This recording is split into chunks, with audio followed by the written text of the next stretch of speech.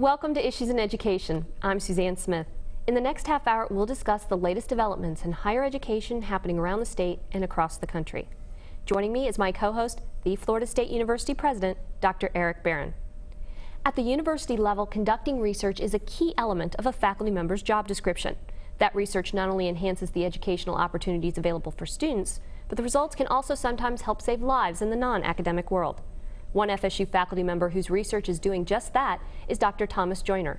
He's not only a professor in the Department of Psychology, but he's also one of the nation's leading experts on the causes and prevention of suicide.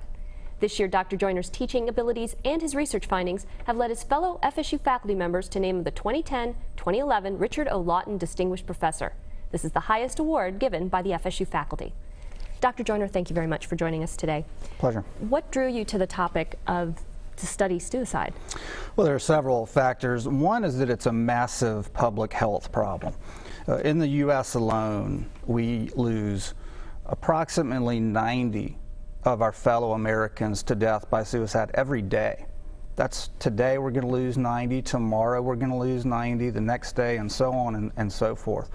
It's really a massive international killer. It's fueled by mental disorders, which themselves are forces of nature, misunderstood, under-researched. They cause deep agony, they cause all sorts of misery around the world as well. And so from that professional angle, that's the main draw for me. But there's a personal angle too. Suicide runs in my family, and so this is not some sort of intellectual exercise for me. It's very personal. I take it as a point of honor to try to take on and combat the things that killed my relatives. So it's a very personal thing. It adds a very pressing sense of urgency to the research, but it's also professional, and then it's a massive international killer. You know, Tom, a number of people over the last couple of days have said, you know, Eric, Issues in Education is really upbeat. We're talking about all these great things with students and other activities, and they said, are you sure this is a topic you want to talk about? So should we be talking about it? I believe so. As I said, it's an international killer of millions of people. That's the figure worldwide, is 1 million per year. So just as we should be talking and open and doing research, very rigorous scientific research about other killers like stroke and cancer and heart disease, we should be talking about this too. I understand the sentiment somewhat because, again, I do understand from a personal angle the misery and the agony that this can cause families. There's no way around that, that's for sure. But all the more reason to talk about it openly and to engage in very rigorous research so as to prevent future families from having to go through this. The Dean of the College of Arts and Sciences has said your work has changed how both academic and practical clinical psychologists think about suicide. When you first started, what was the current beliefs and how has that changed? Well, I mean, I think a lot of the beliefs have to do with misunderstandings, fear, and all of that fueled by stigma. It is a topic that scares people off. That's true and that's understandable. But a lot of what my work is geared towards doing is dismantling those misunderstandings so that we can come at this huge public health issue with the same kind of understanding and the same kind of compassion, it should be noted, that we come at problems like heart disease, cancer, and stroke. So I think I've made some progress together with my PhD students and my colleagues around the world in increasing understanding and compassion for the mental disorders, themselves agonizing, and which occasionally are fatal, the mechanism of death usually being suicide. So if we take a step back and you're a brand new faculty member, and what were you working on in this topic and how's that evolved? I was working on fairly focused scientific studies, trying to understand the best ways, for instance, to proceed with risk assessment for suicide. What's the most efficient, most effective way to assess risk for suicide in clinical settings? A pretty focused, practical kind of question. And other kinds of questions along those same lines. What are the best ways to treat suicidal behavior with psychotherapy, for instance? An important question, but a real focused one. The way that the work has progressed over the 12 and 13 years that I've been on the FSU faculty is to broaden the scope. And the last 5 years or so, I've taken on larger and larger questions, the largest one being, why does this happen?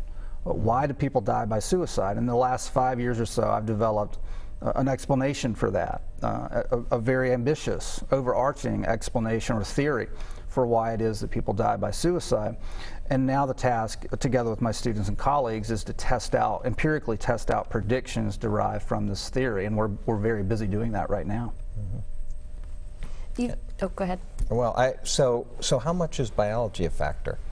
It's a big factor. It's not the whole story by any stretch of the imagination, but it's involved. We don't know nearly enough about how it's involved. That's coming, hopefully sooner rather than later that's coming, because that's going to point the way, I hope, to treatment, better treatment, and to prevention. What we do know is, to me, kind of incredible. And it's that a behavior that is so complex on what you might call the phenotypic level, the level of behavior. It's a very complex thing, suicidal behavior. You would think that it would be, therefore, similarly complex at the level of genes or of brain. And it's really not very complex, and by which I mean almost all of the research to date points to just one neurotransmitter system. It's the serotonin system. To me, that's almost miraculous that something as complex as this behaviorally only or mostly involves just one neurotransmitter system.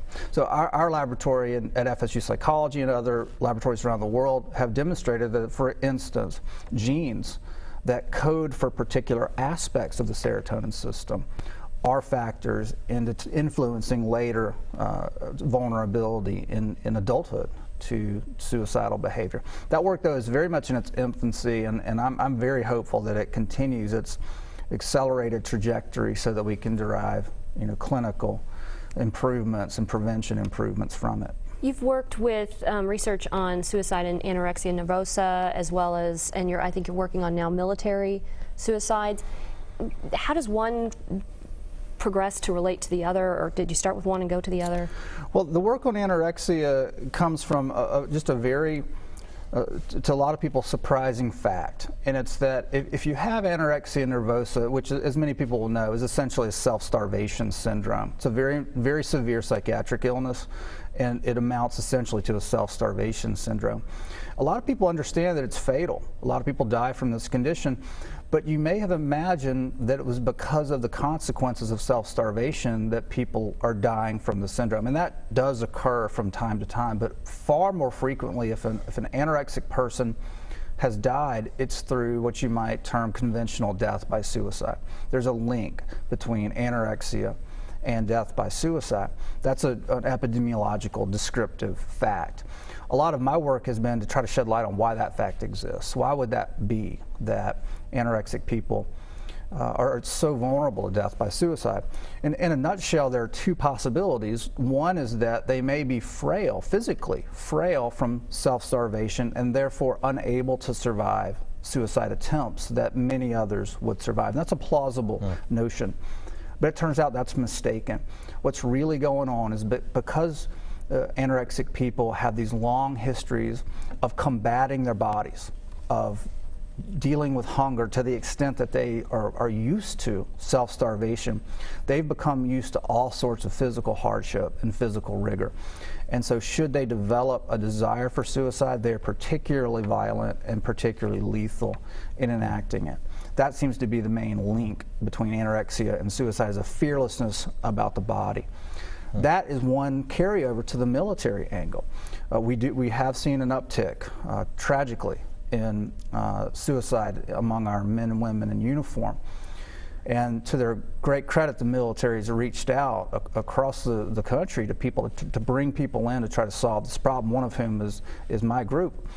One thing that characterizes the military is a trained fearlessness about the body. You have to be pretty fearless to go into combat, for instance. And that's the common factor that anorexic people and that military people have is a fearlessness of death, a fearlessness of physical injury, a fearlessness of physical pain. My research shows that that's a prerequisite to engage in serious suicidal behavior. How do you conduct research like this? I mean, it's very specific. I mean, I don't think you guys are heading off to Iraq to study military people there, but how do you look for this? I think we will have in the coming years studies on people in theater, both in Iraq and in Afghanistan. But there's no need to limit ourselves to that. There, of course, you know, hundreds of thousands of our men and women in uniform on bases here in the United States, and a lot of our research will be on them as well. But the research program is not limited to military samples, and so we study FSU undergraduates, we study FSU community, Tallahassee community members. We study outpatients at the psychotherapy clinic that we run through the Department of Psychology. And we come at these groups through all sorts of methods to try to creatively figure out ways to answer questions about a topic, you know, that again has to be admitted is sensitive, and so one has to be creative and both creative and sensitive in formulating these research designs. How do you take the step of looking at what I'm assuming is the brain's chemistry or the neurology? Is that chemistry a part of these studies as well as the individuals that you're talking about? That seems much harder. It is. A lot of the neurobiology in general is more difficult, including the chemistry. But nonetheless, it's so important and is a major part of the future frontier progress in this area. And so again, with the same story as with the serotonin system and the genes that underlie it. We've got some initial clues about neurochemistry, but they're just clues, and they're so preliminary that there's really not much yet to say definitive about the link of neurochemistry to suicidal behavior. Certainly there's nothing that we can use clinically at this time, but that's the goal ultimately, and I am confident that within 10, 20 years there are going to be neurobiological findings that will inform what people do day to day in clinical settings to mitigate risk for suicidal behavior. What are the biggest challenges you have in conducting research like that? Is it money? Is it getting people to open up about these topics? Is it getting people to help with these research? We really have been very successful across. I mean, those are challenges to be sure, but they're not specific to us. A lot of different disciplines have their challenges with funding or with dealing with sensitive topics, and it's not very specific to us. We've developed ways of handling that. The funding part, a lot of it is these days coming from the Department of Defense. They've been very generous to my colleagues and I in funding our work. The sensitivity angle, we've just developed a way of talking about these things that are both forthright, but that respect proper decorum. And as long as you take that balanced approach, people open up. In fact, they're relieved to open up because it's a rare experience for people to harbor these kind of feelings or to harbor the misery that they've felt about the loss of a loved one. To have someone to open up to who really understands these kinds of things is really, for most people at any rate, a relief. So take us 10 years, 20 years in the future. Do you see a place where we're going to say, here are factors that say there's susceptibility. Mm-hmm.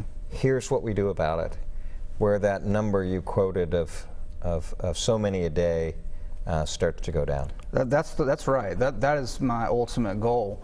I mentioned earlier that suicide runs in my family, and then I take it as a point of honor to combat suicide. That's the whole point. If that number doesn't come down, then I've failed in that quest of honor. And so that's the whole point. But you see it coming. I do. Yeah. And the work that I'm doing with my PhD students and colleagues around the world, we're starting to get every week, every month, deeper understanding of this. And I do trust that deeper understanding from a biological standpoint, from a psychological standpoint, if we can deepen that understanding, I do trust that it'll translate over into things that will actually make a difference on the bottom line, which is that number. What should the average person do to recognize the signs of someone who might be considering suicide, and how should they get help for them? It's a terrific question because it's, in one sense, it's not terribly difficult to recognize risk. The main thing is when people are talking about how they plan to hurt themselves or to kill themselves. That may sound incredibly obvious, but it's amazing how frequently that's ignored. So if somebody's talking, don't dismiss it as mere talk, but take it seriously and either call 911 like you would if somebody's having a heart attack or a stroke, or if it's not a sort of imminent kind of emergency or crisis, do what you do otherwise, which is go see your doctor or go see a mental health professional. There's a resource nationally. It's a 1-800 number. 1-800. We have that for it. Go ahead. It's 1-800 273-TALK. Okay. And as it happens, I was on the board of the organization that developed this resource, and so I know from the inside about its quality. And what it is a hotline essentially, where if you call it anywhere in the country, you're linked up to, usually it's a local suicide hotline resource. The beauty of the network, though, the national network, is that now that all the local centers are trained up to national standards. So you're going to get on that hotline call on the other end of the line somebody who's not only caring and warm and helpful, but who's trained to standard about what to do with risk assessment, for instance. It's a terrific resource for people to know about.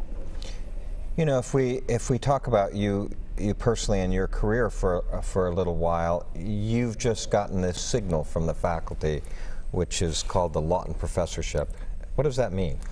It means a tremendous amount to me. In the circles, at least that I run in, it's held with deep reverence, at least on this campus and beyond. But that's my view of it. At least that's how I feel about it. I know that others feel about it that way too.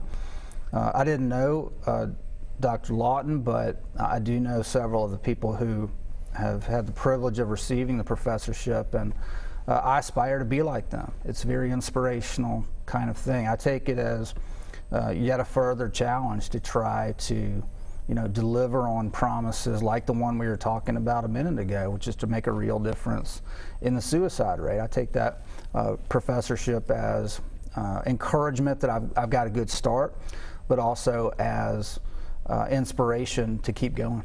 So, it's kind of interesting because new president, my first Lawton professor, extraordinarily exciting to have that occur.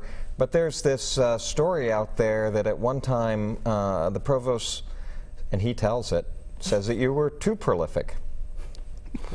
Is that possible? Well, I actually know a person or two who I do think have been too prolific. I can think of a person, for instance, who has published hundreds more articles than I have, but those articles are usually one-page articles that he himself has paid for to appear in a vanity journal. There are ways to overdo it. There's no doubt about that. But as long as you don't go to that extent, my experience, and there are actually studies that support this, is that quantity, the number of journal articles, for instance, that you publish, is correlated with quality. And if you think about that, it kind of stands to reason. The more experienced you are, the more chance you have to accrue wisdom and experience and expertise. So my view on it is the more quantity, the better, as long as you just don't go too far. Well, from my personal viewpoint, it's wonderful to have someone of your talent and capability on the faculty at FSU. And I know you have a tremendous impact on students as well as your field. Thank you. Thank you. Thank you very much, Dr. Joyner, for joining us. We've been talking with Dr. Thomas Joyner, FSU Professor of Psychology and the Lawton Distinguished Professor for the 2010-2011 school year. We're going to take a quick break. When we come back, Dr. Barron and I will talk one-on-one about more issues in education. This is not a university presidency. This is the opportunity to take the Florida State University to the next level. We're attracting a student body that can go off and do great things. I like to get the job done. That's really what I'm about.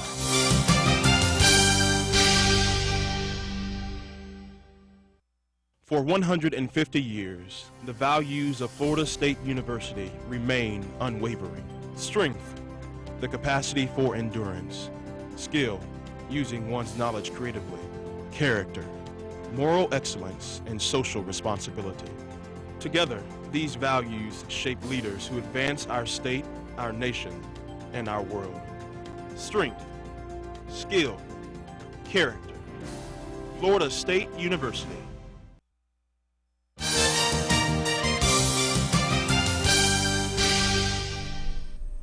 Welcome back to Issues in Education. I'm Suzanne Smith, sitting with Dr. Eric Barron, the president of the Florida State University. Dr. Barron, we've been talking with Dr. Thomas Joyner, who is the Lawton Professor for this upcoming academic year.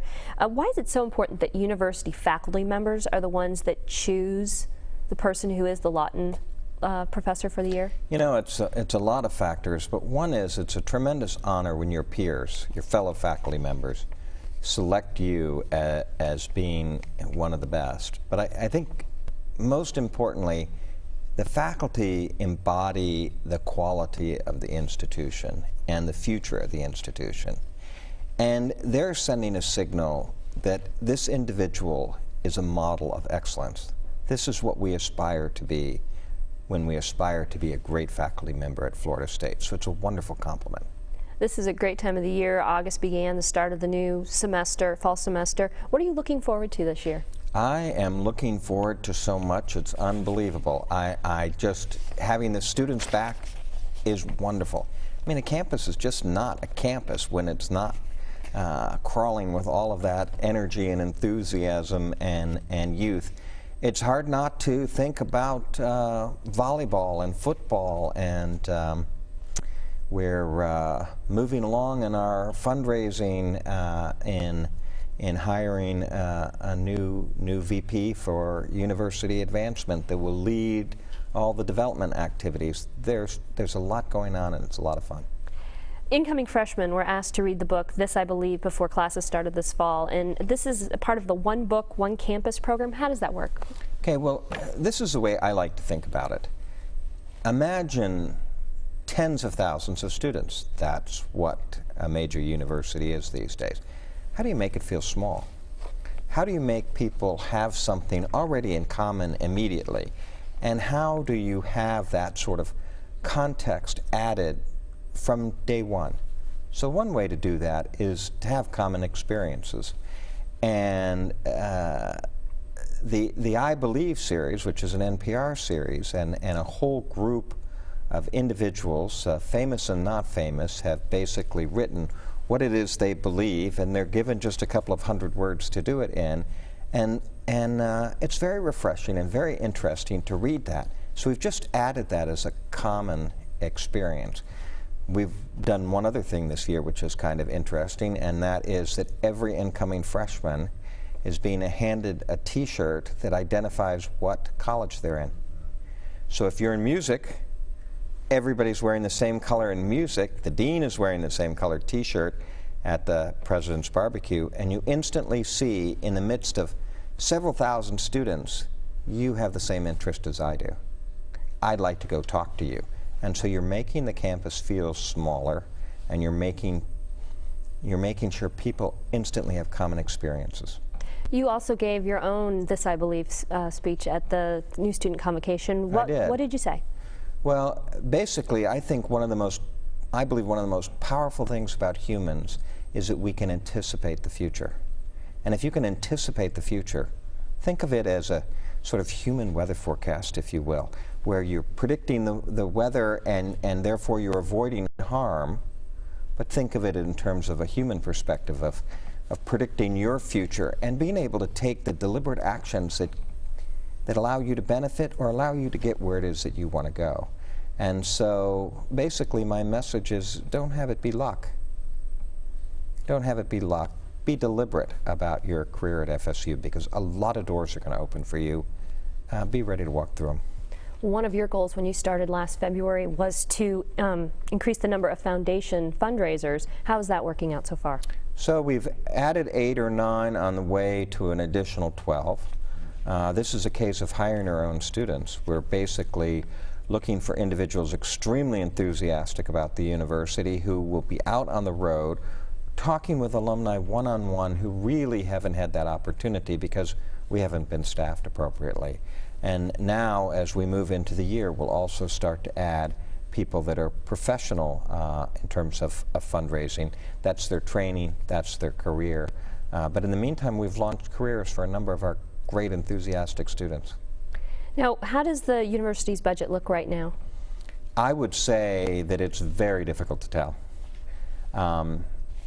Look at one end, and we have been told, be prepared for 5% give back in January, be prepared and create a budget for a 15% reduction for next year.